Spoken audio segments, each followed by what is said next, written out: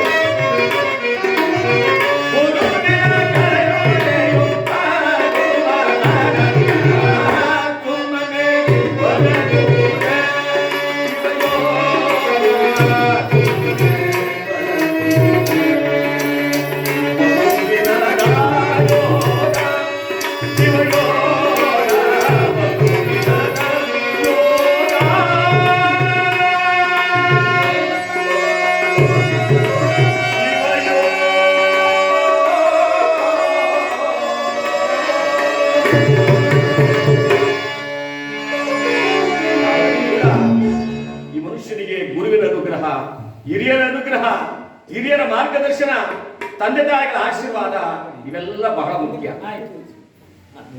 ಆ ಹಿರಿಯರ ಆದೇಶದಂತೆ ಈ ದಿವಸ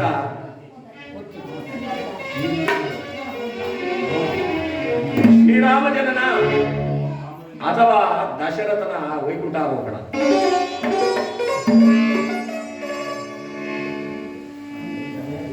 ಯಾವ ಸತ್ಯಸಂಧನಾಗಿರ್ತಕ್ಕಂಥ ಭಗವಂತ ಜಗತ್ತಿನಲ್ಲಿ ಅವತಾರ ಮಾಡಿ ದುಷ್ಟ ನಿಗ್ರಹ ಶಿಷ್ಟ ಪರಿಪಾಲನೆಗೆ ಯಾವ ರೀತಿ ಕಾರಣನಾದನೋ ಅಂತಹ ಕಥೆಯನ್ನ ಈ ದಿವಸ ನಾವೆಲ್ಲರೂ ಹೇಳಿ ಕೇಳಿ ಆ ಭಗವಂತನ ಕೃಪೆಗೆ ಪಾತ್ರರಾಗೋಣ. ಇವತ್ತಿಗೆ 11ನೇ ದಿವಸ ತೀರಿಕೊಂಡಿರ್ತಕ್ಕಂಥ ನಮ್ಮ ಚಿಕ್ಕಮಲ್ಲಪ್ಪನವರ ಆತ್ಮಕ್ಕೆ ಆ ಭಗವಂತ ಚಿರಶಾಂತಿಯನ್ನ ಕೊಟ್ಟು ಕಾಪಾಡಲಿ. ದುಃಖ ತಪ್ತರಾಗ್ತಕ್ಕಂಥ ತಾಯಿ ವಿಜಯಲಕ್ಷ್ಮಿ ಅವರು, ಆ ತಾಯಿಗೆ ಆ ದುಃಖವನ್ನು ಗೊಳಿಸ್ತಕ್ಕಂಥ ಶಕ್ತಿಯನ್ನ ಪರಂಧಾಮ ಆ ಜಗದ್ರಕ್ಷಕ ಶ್ರೀರಾಮದೇವ ಆ ಗೋದಂಡಪಾಡಿ ತಾನು ಕರುಣಿಸಲಿ ಅಂತ ಹೇಳಿ. ಯಾಕೆಂದ್ರೆ ಇದು ಬಹಳ ಪವಿತ್ರವಾಗ್ತಕ್ಕಂಥ ಕಥೆ. ರಾಶಬ್ದ ವಿಶ್ವತನೋ ಈಶ್ವರ ಮೋಹಿತೇನ, ರಾಶಬ್ದ ವಿಶ್ವತನೋ ಈಶ್ವರೇ ಮೋಹಿತೇನ ರಾಮ ಕೀರ್ತಿನಃ ಅಂದ ಮೇಲೆ ರಾಯಂಬರಾಗಿ ಬಾಯಿನ ಕವಾಟವನ್ನು ತೆಗೆದ್ರೆ ಮಾನವೊಳಗಾಗೆ ಮಾಡುವ ದುರ್ದೋಷ ಹೊರ ಹೋಗಿ 2 ಕವಾಟ ತುಟಿಗಳು ಒಂದು ಮಾಡುವುದು ಪುಣ್ಯಪರವಾಗುತ್ತೆ ಅಂದ ಮೇಲೆ ಅಂತಹ ಮಹಾಮಹಿಮನ ಆಗ್ತಕ್ಕಂಥ ಮಂತ್ರ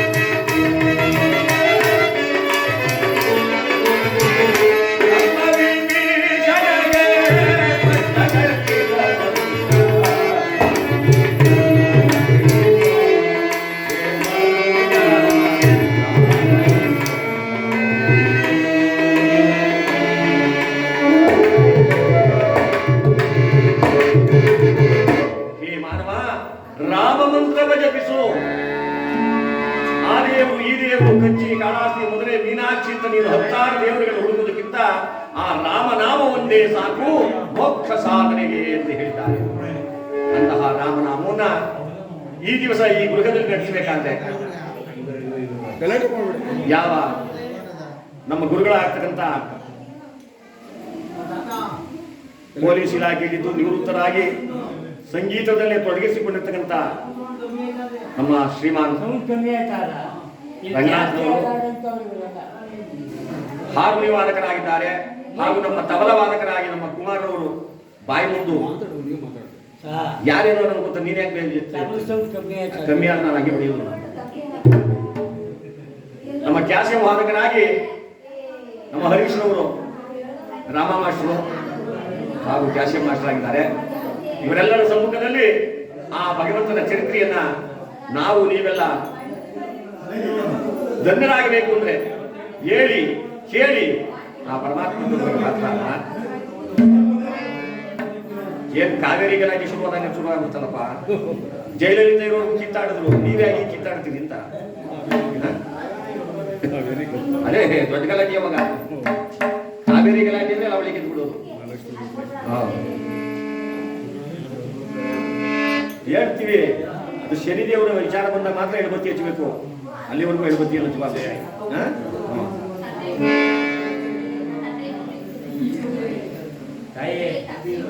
ಇವ್ರು ಹೇಳಿದಾಗ ರೆಡಿ ಮಾಡ್ಕೊಂಡಿರಿ, ರೆಡಿ ಮಾಡಿ ಇಟ್ಕೊಂಡ್ರಿ.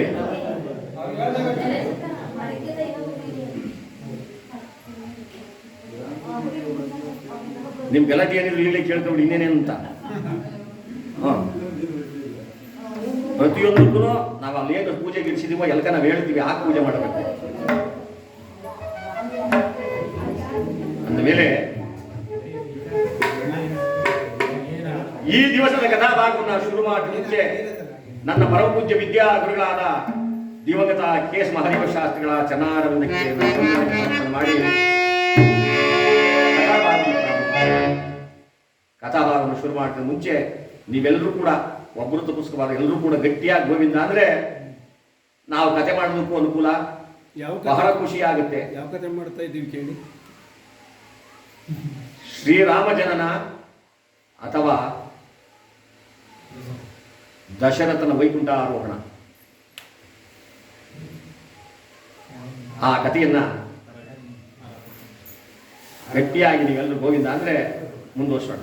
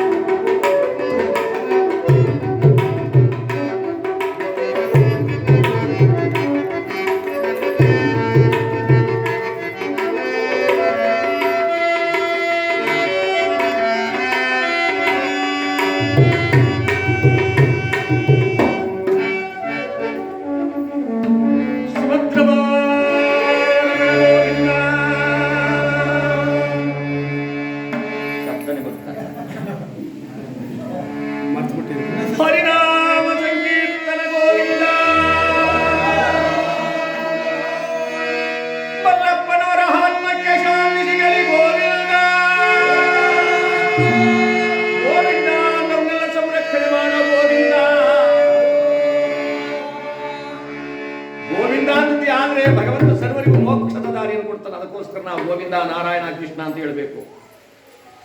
ಇಲ್ಲ ಅಂದ್ರೆ ನಾವು ಕೋಳಿ ಆಗೋ, ಕೊಕ್ಕರೆ ಆಗೋ, ಒಂಟಿ ಆಗೋ, ನರಿ ಆಗೋ, ನಾಯಿ ಆಗೋ ಹೋಗ್ಬೇಕಾಗುತ್ತೆ. ಆ ಭಗವಂತ ನಾಮ ಸಂಕೀರ್ತನೆ ಮಾಡಿದ್ವಿ ಆದ್ರೆ ಮೋಕ್ಷದ ದಾರಿ. ಅದಕ್ಕೋಸ್ಕರವಾಗಿ ಪಾಲ್ಗಡಲೊಳು ಶ್ರೀಗರಿ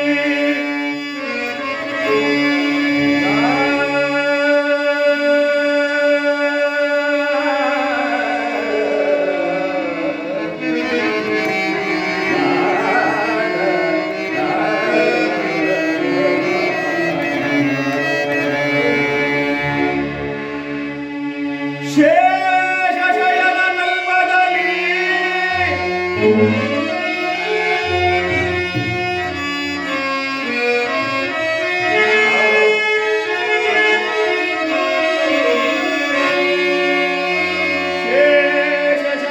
ನಲ್ಮದಲ್ಲಿ ಪವನಿಸಿದನು ಪರಮಾತ್ಮ.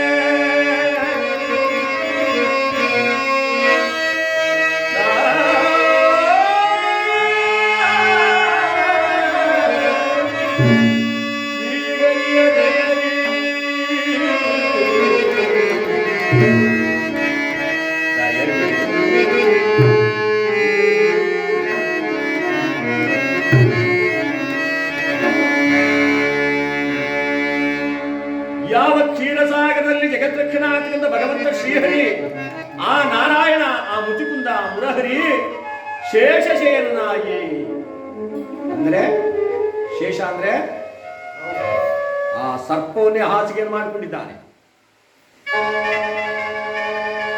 ಪಾಲ್ಗಳೊಳಗೆ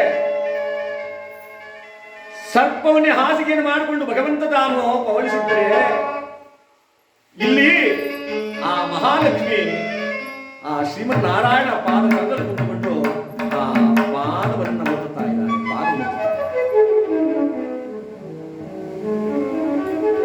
ಪತಿಪಾದ ಸೇವೆ ಜಗತ್ತಿನಲ್ಲಿ ಎಷ್ಟು ಪ್ರಾಮುಖ್ಯತೆ ಎಂಬುದನ್ನು ಜಗತ್ತಿಗೆ ತೋರಿಸುವುದಕ್ಕೂ ಏನು ಆ ತಾಯಿ ಶ್ರೀಹರಿಯ ಪಾದ ಸೇವೆ ಮಾಡ್ತಾ ಇದ್ರೆ. ಒಂದು ಕಡೆ ಕವಿಯನ್ನು ಕೇಳ್ತಾನೆ, ಈಗ ನೀವೇನಾದ್ರು ಹೇಳಿದ್ರೆ ನಂಬಲ್ಲ. ಏನಂತ ಹೇಳಿದ್ರೆ,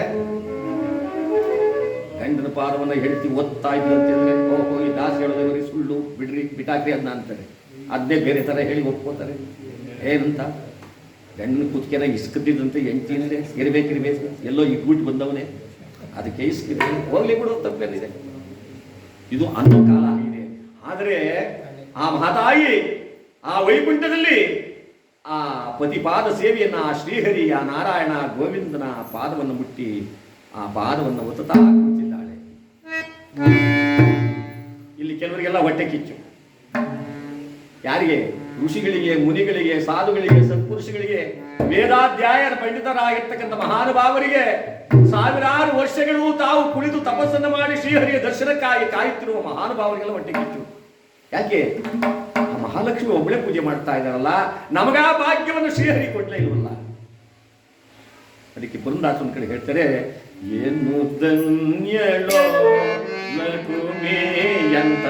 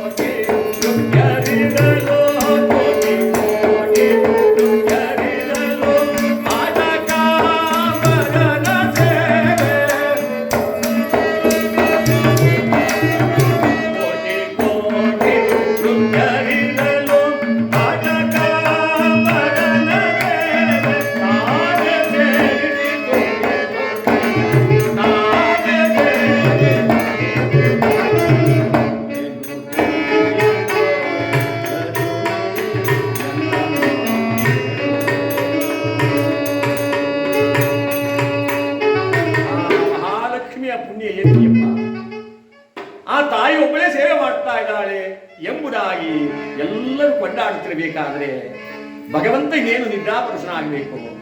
ಅಂತಹ ಸಂದರ್ಭ ಬಾಗಿಲನ್ನು ಕಾಯ್ತಿದ್ದ ಜಯ ವಿಜಯ ಅಂತಕ್ಕಂಥ ಆ ಬಾಗಿಲ ಕಾವಲುಗಾರನಿಬ್ಬರನ್ನು ಕರೆದು ಅಪ್ಪ ಬಂದ್ರು ಇಲ್ಲಿ. ಓಂ ನಮೋ ನಾರಾಯಣಾಯ ನಮಃ. ಓಂ ನಮೋ ನಾರಾಯಣಾಯ ನಮಃ. ನಾನು ನಿದ್ರಾಪರುಷನಾಗ್ತಾ ಇದ್ದೀನಿ, ಯಾರೇ ಬಂದರೂ ಒಳಗಡೆ ಬಿಡಬೇಡಿ, ಎಚ್ಚರಿಕೆ ಎಂಬುದಾಗಿ ಪರಮಾತ್ಮ ತಾನು ನಿದ್ರಾಪರುಷನಾಗಿ ಪವಡಿಸಿದ್ದಾನೆ. ಇತ್ತ ಕಡೆ ಏನಾಗಿದೆ ಎಂದರೆ, ಯಾವ ಮಹಾನುಭಾವರಾಗತಕ್ಕಂಥ ಅಶ್ವಿನಿ ಕುಮಾರರಾಗತಕ್ಕಂಥ ಸನತ್ ಕುಮಾರ, ಸನಕುಜಾತ, ಸನಕ, ಸನಂದಾದಿ ಅಂತಕ್ಕಂಥ 4 ಜನ ಮಹರ್ಷಿಗಳು ಶ್ರೀಹರಿಯ ದರ್ಶನಕ್ಕಾಗಿ ಬರ್ತಾ ಇದ್ದಾರೆ. ಅಶ್ವಿನಿ ಕುಮಾರರು ಅಂದ್ರೆ ನಾವು ಹೇಳಿದ್ದಕ್ಕೆಲ್ಲ ಅಸ್ತು ಅಂತಕ್ಕಂಥವರು. ಕೆಲವರು ಏನಂತಾರೆ ಅಂದ್ರೆ ಇಲ್ಲದನ್ನೇ ಕೇಳ್ಕೊಂಡ್ಬಿಡ್ತಾರೆ. ಏನ್ ಸ್ವಾಮಿ ಹೊಲ ಚೆನ್ನಾಗಿದೆಯಾ? ಅಯ್ಯೋ ಏನ್ ಚಂದ ಬನ್ರಿ, ಬಹಳ ಮೇವ ಆಗ್ತೆ, ಬಹಳ ಕಷ್ಟಪಟ್ಟೆ, ಏನು ಪ್ರಯೋಜನ ಇಲ್ಲ ಕಣ್ರಿ. ಯಾಕೆಂದ್ರೆ ಆ ಪಕ್ಕದೊಂದಲ್ಲ ತುಂಬಾ ಚೆನ್ನಾಗಿದೆ, ನಂದು ಯಾಕೋ ಹೋಗ್ಬಿಡ್ತು, ಅದಕ್ಕೆ ಅಸ್ತು ಅಂತ ಇರ್ತಾರೆ. ಏನೋ ಅರ್ಜೆಂಟಾಗಿ ಸ್ವಲ್ಪ ದುಡ್ಡು ಬೇಕಾಯ್ತಲ್ಲ, ಅಯ್ಯೋ ಸ್ವಾಮಿ ದೇವರಾಣೆ, ನಮ್ಮ ಅಮ್ಮನಾಣೆ, ನಾಳೆಯವ್ರ ಅಮ್ಮನಾಣೆ ಇಲ್ಲ ಕಣ್ರಿ, ಅಸ್ತು ಇಲ್ದಂಗೆ ನಿನಗೆ ಯಾಕೆ ಕೊಡಬೇಕು ಅಂತ ನಾವು ಹೇಳ್ಬೇಕು ವಿನಃ ನಾವು ಅದನ್ನ ಬೇರೆ ತರಗ ತಿರುಗಿಸಿದಾಗ ಆ ಅಸ್ತು ಅಂತದಂತೆ ಅಶ್ವಿನಿ ದೇವತೆಗಳು. ಅದಕ್ಕೋಸ್ಕರ ಅಂತಹ ಅಶ್ವಿನಿ ದೇವತೆಗಳು ಯಾವ ಭಗವಂತನ ದರ್ಶನಕ್ಕಾಗಿ ವೈಕುಂಠದ ಕಡೆ ಪ್ರಯಾಣ ಮಾಡುತ್ತಾ ಇದ್ದಾರೆ, ಯಾವ ರೀತಿಯಲ್ಲಿ ಪ್ರಯಾಣ ಮಾಡುತ್ತಾ ಇದ್ದಾರೆ ಅಂದ್ರೆ ಭಗವಂತನ ಬಿರುದಾವಳಿಗಳನ್ನ, ಆ 3 ನಾಮಗಳನ್ನು ಧರಿಸಿ, ಕಾವಿ ಕಮಂಡಲಾದಿಗಳನ್ನು ಧರಿಸಿಕೊಂಡು ದಿಟ್ಟವಾದ ಹೆಜ್ಜೆ ಇಡುತ್ತಾ ಅವರ ಸ್ಮರಣೆಯನ್ನು ಮಾಡಿಕೊಂಡು ಯಾವ ರೀತಿಯಲ್ಲಿ ಬರುತ್ತಾ ಇದ್ದಾರೆ. ನಾರಾಯಣ ವೈಕುಂಠ ಸದನ, ನಾರಾಯಣ ವೈಕುಂಠ ಸದನ, ಪಾವನ ನಾರಾಯಣ.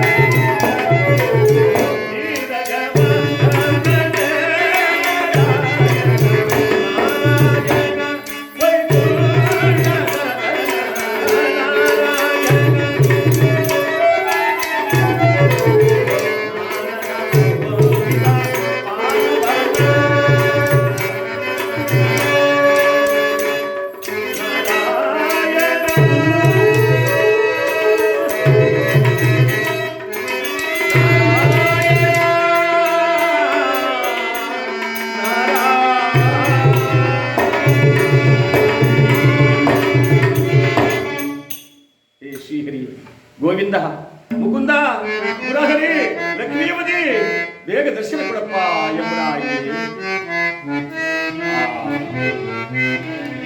8 ಬಾಗಿಲುಳ್ಳಂತ, ಯಾವ 8 ಬಾಗಿಲುಳ್ಳತಕ್ಕಂಥದ್ದು ವೈಕುಂಠ. ಶಿವನಿಗೆ 9, ಬ್ರಹ್ಮನಿಗೆ 7, ವಿಷ್ಣುವಿಗೆ 8 ಬಾಗಿಲು, ಸತ್ಯಲೋಕಕ್ಕೆ 7 ಬಾಗಿಲು, ಕೈಲಾಸಕ್ಕೆ 9 ಬಾಗಿಲಂತೆ. ಈ ವೈಕುಂಠದಲ್ಲಿ ಆ 9 ಬಾಗಿಲನ್ನು ತೆಗೆದುಕೊಂಡು ದಡ ದಡ ದಡ ದಡ ದಡ ದಡ ದಡ ಬರ್ತಾ ಇದ್ದಾರೆ. ನಾರಾಯಣ ನಾರಾಯಣ ನಾರಾಯಣ, ಶ್ರೀಹರಿ ಗೋವಿಂದ ನಾರಾಯಣ ನಾರಾಯಣ ಅಂತ ಬರ್ತಾ ಇದ್ದಾರೆ. ಬಂದರಂತೆ ಆ ಪ್ರಥಮ ಬಾಗಿಲಿಗೆ ಬಂದ ಒಡನೆಯೇ ಅಲ್ಲೇ ಕಾವಲುಗಾರಾಗಿ ನಿಂತಿದ್ದ ಜಯ ವಿಜಯರು ತಟ್ಟನ ಕೈ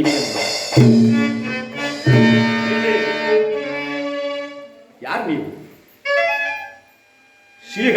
ಸೇವಾದಾರಕರು, ಹಗಲಿರುಳು ಅವನ ಸೇವೆಗಾಗಿ ಬಾಗಿಲನ್ನು ಕಾಯ್ತಾ ಇರ್ತಕ್ಕಂಥ ಕಾವಲುಗಾರ ನಾವು. ಪರಮಾತ್ಮ ನಿದ್ರಾಪರುಷನಾಗಿದ್ದಾನೆ, ಆದ್ದರಿಂದ ಈ ದಿನ ದರ್ಶನವಿಲ್ಲ. ದಯಮಾಡಿ ತಾವು ಹಿಂದಕ್ಕೆ ಹೊರಡಬೇಕು. ನಿಗ್ರಹ ಅನುಗ್ರಹ ಸಂಪನ್ನರಾದ ಮಹರ್ಷಿಗಳು ಸಾಮಾನ್ಯದವರೇ ಏನು?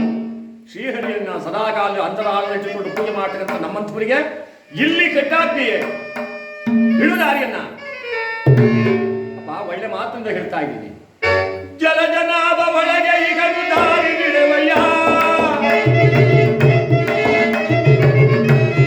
ಜಲಜನಾಭ ಒಳಗೆ ಈಗ ದಾರಿ ಬಿಡುವಯ್ಯ, ಬೇಡಿ ಬಂದ ನಿಮ್ಮ ನೀರ ಹಿಂದೆ ಹೋಗಿ, ಬೇಡಿ ಬಂದ ನಿಮ್ಮ ನೀರ ಹಿಂದೆ ಹೋಗಿ. ಜಲನಾಭ ಶ್ರೀಹರಿ ಒಳಗೆ ಇದ್ದಾನಪ್ಪ, ಕಟ್ಟಪ್ಪಣೆ ಮಾಡಿದ್ದಾನೆ. ಹಿಂದಕ್ಕೆ ತೆರಳಿ ಅಂದ್ರೆ ಆ ಮಹರ್ಷಿಗಳು ಹೇಳ್ತಾರಂತೆ, ಹರಿಯ ದರ್ಶನವಗೈದೆ ಹಿಂದೆ ಹೋಗೆವೋ,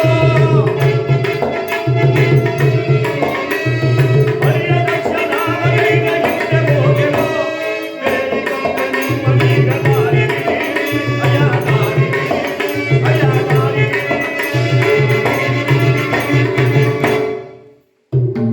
ಹರಿಯ ದರ್ಶನಕ್ಕಾಗಿ ನಾವು ಬಂದಿದ್ದೀವಿ, ಹಿಂದಕ್ಕೆ ಹೋಗ್ತಕ್ಕಂಥವ್ರು ನಾವಲ್ಲ. ಪರಮಾತ್ಮ ದರ್ಶನ ಮಾಡಿಕೊಂಡೇ ನಾವು ಹಿಂದಿರ್ತಕ್ಕಂಥವರು. ಇದರಲ್ಲಿ ಕೈ ಬಿಡ್ತೀವಿ, ದಾರಿ ಬಿಡಿ. ಕೋಪಗೊಂಡರಂತೀಯ ಕೋಪ ಅಂತಕ್ಕಂಥ ಮಹಾಳ ಪಾಪಿ. ಇವತ್ತು ಯಾರು ಕೋಪದಿಂದಿದ್ರೆ ಹೇಳ್ತಾರೆ, ಏಯ್ ಬೇಡಕಣಿಯ, ಕೋಪ ಅಂತಕ್ಕಂಥದ್ದು ಪಾಪಿ. ಸ್ವಲ್ಪ ಹೊತ್ತು ಯೋಚನೆ ಮಾಡು, ಯೋಚನೆ ಮಾಡಾದ್ಮೇಲೆ ನೀನು ನಿರ್ಧಾರ ತಗೊಳಪ್ಪ. ಈ ಕೋಪದಲ್ಲಿ ನೀನೇನೋ ಆತರ ಪಾಡ್ಪಡಬೇಡ ಅಂತಾರೆ. ಏಕೆಂದ್ರೆ ಆ ಕೋಪ ಅಂತಕ್ಕಂಥದ್ದು ಮಹಾಪಾಪಿ. ಅಗ್ನಿ ಹುಟ್ಟಿದ ಸ್ಥಳವನ್ನು ಯಾವ ರೀತಿ ನಾಶ ಮಾಡುತ್ತೋ ಅದೇ ರೀತಿಯಾಗಿ ಆ ಕೋಪ, ಕ್ರೋಧ ಇತ್ಯಾದಿಗಳು ಆ ಮಾನವನಿಗೆ ಅಹಂಕಾರ ಇವೆಲ್ಲ ಹುಟ್ಟುತ್ತಂತ ಮನುಷ್ಯನ ನಾಶ ಮಾಡಿಬಿಡ್ತವೆ. ಬೆಂಕಿ ಹುಟ್ಟುತ್ತವು, ಏನ್ ಮಾಡ್ತದೆ? ಆ ಸ್ಥಳವೇ ಸುಟ್ಟಾಕ್ಬಿಡ್ತದೆ.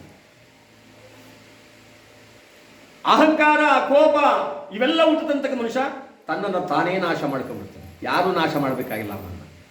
ಇಲ್ಲಿ ಯಾವ ಮಹರ್ಷಿಗಳಿಗೆ ಕೋಪ, ಒಂದು ಕಡೆ ಕ್ರೋಧ, ಅಹಂಕಾರ ಪ್ರಾಪ್ತವಾಯಿತು. ಬಡಜೋಗಿಗಳೇ, ನಾವೆಷ್ಟು ವಿಧವಾಗಿ ಹೇಳಿದ್ರು ನನ್ನ ಮಾತನ್ನು ಹೋಗ್ತಾ ಇಲ್ಲ. ಬಿಡಿದಾರಿಯನ್ನ ಬಿಡಿದಾರಿಯನ್ನ ಅಂತ ಮುಂದಕ್ಕೆ ಹೆಜ್ಜೆ ಇದ್ರು, ನಮ್ಮನ್ನ ಮೆದುಳು ಹೋಗ್ತಾ ಇದ್ದೀರಾ ನೋಡಿ ಎಂಬುದಾಗಿ ಕುತ್ತಿಗೆ ಕೈ ಹಾಕಿ 4 ಜನ ಮಹರ್ಷಿಗಳನ್ನು ಧಾರಿಸಿ ತಳ್ಳಿಬಿಟ್ಟು ಕೆಳಗಡೆ ಬಿದ್ದು ಮರಳಾಡುತ್ತ ಮಹರ್ಷಿಗಳು ಕಣ್ಣುಗಳು ಕೆಂಡದಂತಾದೋ ದುರ್ಗುಟ್ಟಿಯ ದೇವಿಯರನ್ನೇ ನೋಡಿ ಹೇಳ್ತಾರಂತೆ.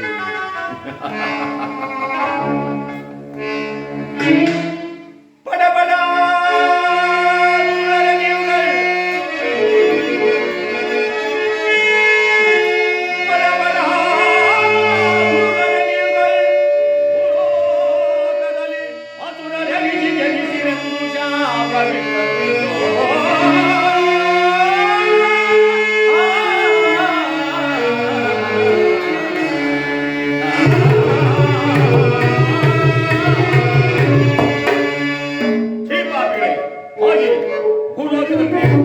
ರಾಕ್ಷಸನಾಗಿ ಜನ್ಮ ತಾಳಿ ಅಂತ ಶಾಪ ಕೊಟ್ಟಂತವರೇ ಒಳಗಡೆ ಧಾವಿಸಿದರಂತೆ. ಧಾವಿಸಿದ ತಕ್ಷಣ ಭಗವಂತ ಶ್ರೀಮನ್ನಾರಾಯಣನೇ ದಿಗ್ಭ್ರಮೆಯಾಗುತ್ತ ಬಾಗಿಲು ಕಾಯುತ್ತಿದ್ದ ಕಾವಲುಗಾರರನ್ನೇ ಧಿಕ್ಕರಿಸಿ ಇವರು ಬಂದಿದ್ದಾರೆ. ಸ್ವಾಮಿ ಸ್ವಾಮಿ, ನಿಮ್ಮನ್ನು ಯಾರು ತಡೆಯಲಿಲ್ಲವೇ? ತಡೆದರೂ ಅವರಿಗೆ ತಕ್ಕ ಪ್ರಾಯಶ್ಚಿತ ಮಾಡಿ ಬಂದಿದ್ದೀವಿ. ನಮೋ ನಮಃ ಶ್ರೀಹರೇ ಲಕ್ಷ್ಮೀಪತೆ ವೈಕುಂಠವಾ. ಏನ್ ನೋಡಿ ಯಾಕೆ ಆಮೇಲೆ ಅಂತದೆ ನಮಗ ಬಾಕ್ಸ್ ಸ್ವಲ್ಪ ಆ ಕಡೆ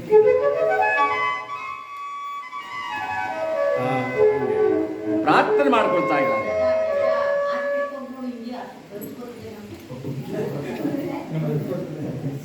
ಶ್ರೀ ಶೇಷ ಶಯನ ನಾರಾಯಣ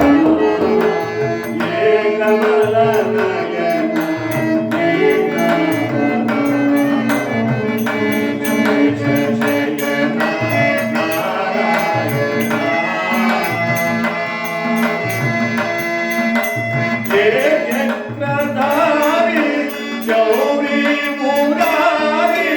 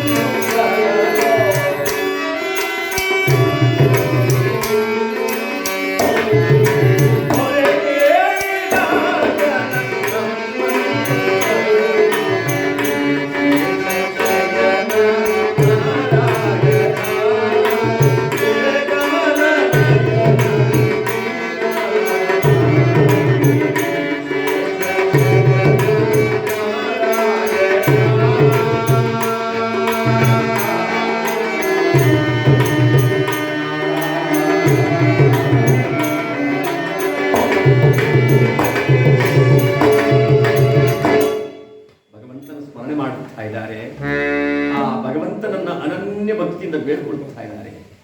ಹೇಳ್ತಾ ಇದ್ರೆ ಹಿಂದೆ ಓಡೋಡಿ ಬರ್ತಾ ಇದ್ದಾರೆ. ಆ ಜೇವಿಜಿಯರು ಓಡೋಡಿ ಬರ್ತಾ ಇದ್ದಾರೆ. ಎಲ್ಲಿಗೆ?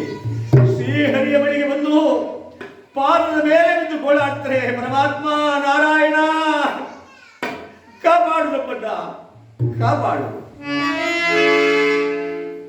ಏನಾಯ್ತಪ್ಪ ನಿಮಗೆ? ಸ್ವಾಮಿ, ಪ್ರಪಂಚದಲ್ಲಿ ಒಂದು ಹುಲ್ಲು ಕಡ್ಡಿ ಎದಗಾಡೋದು ನಿಂಗೆ ಅರ್ಥವಾಗುತ್ತೆ. ನಮಗೆ ಬಂದಿರ್ತಕ್ಕಂಥ ಕಷ್ಟವನ್ನು ನೀನು ನಡಿಯ ತಂದೆ.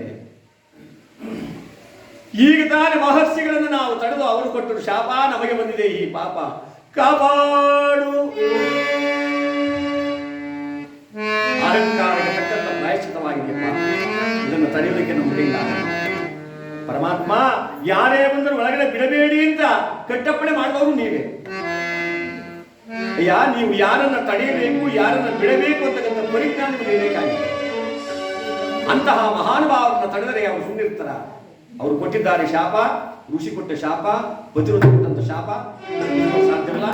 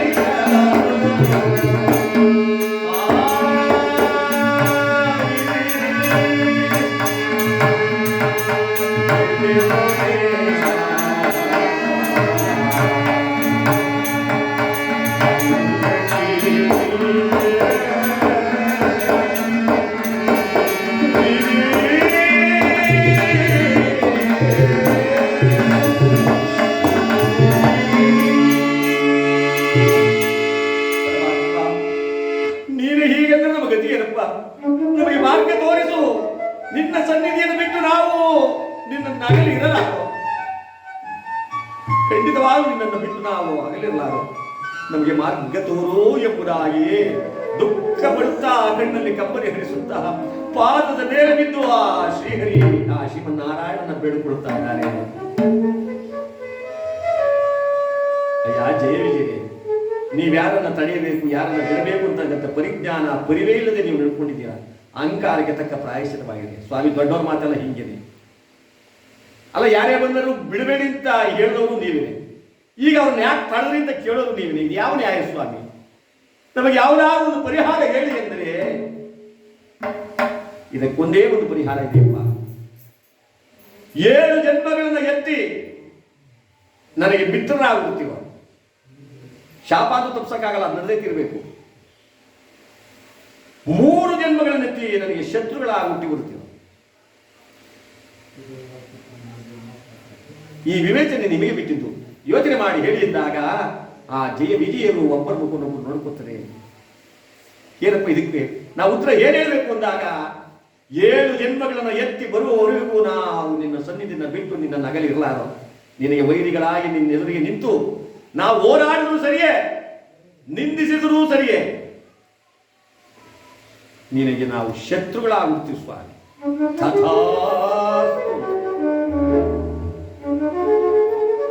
ಯಾವ ಮಹರ್ಷಿಗಳು ಶಾಪ ಕೊಟ್ಟಂತವರು ಆ ಭಗವಂತನ ಸ್ಮರಣೆ ಮಾಡಿಕೊಂಡು ಹಿಂತಿರುಗಿ ಬರುತ್ತಿದ್ದಾರೆ. ಇತ್ತ ಕಡೆ ಪ್ರಥಮ ಹಿರಣ್ಯಾಕ್ಷ ಹಿರಣ್ಯ ಕಶ್ಯಪ, ದ್ವಿತೀಯ ರಾವಣ ಕುಂಭಕರ್ಣಕ,